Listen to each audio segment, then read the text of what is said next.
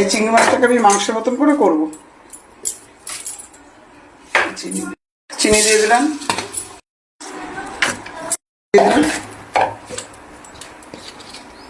হলুদ গুঁড়ো দিয়ে দিলাম। আর এই যে চিংড়ি মাছগুলো বড় বড় চিংড়ি, আজকে চিংড়ি মাছটা ভাজবো না, পুরো মাংসের মতন করে করবো। মশলাটা কষিয়ে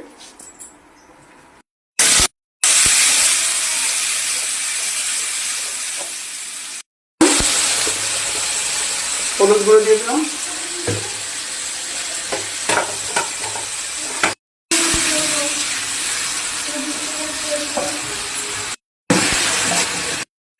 এবার আমি চিংড়ি মাছের উপরে দিয়ে দিলাম।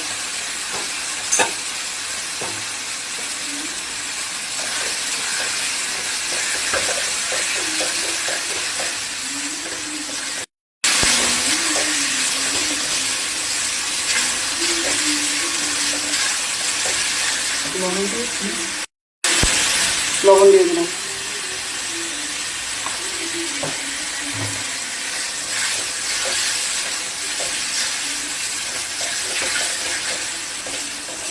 এই চিংড়ি মাছটা খেতে খুব সফট হবে, যেহেতু ভাজিনি।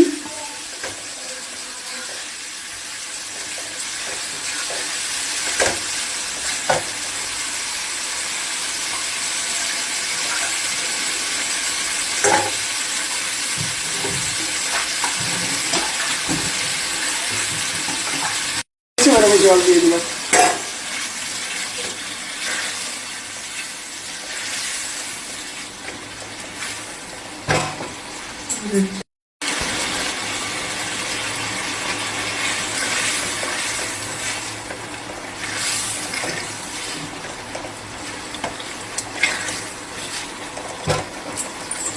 একটু গরম মশলা দিয়ে দিলাম অল্প, এটা আমি বাড়িতে গুঁড়ো করে রেখেছি।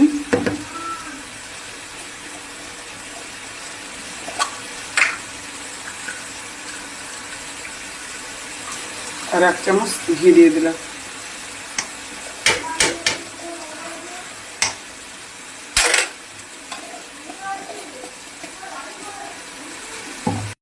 আমার চিংড়ি মাছটা হয়ে গেছে। আমি যেভাবে করেছি আপনারা সেভাবে করবেন।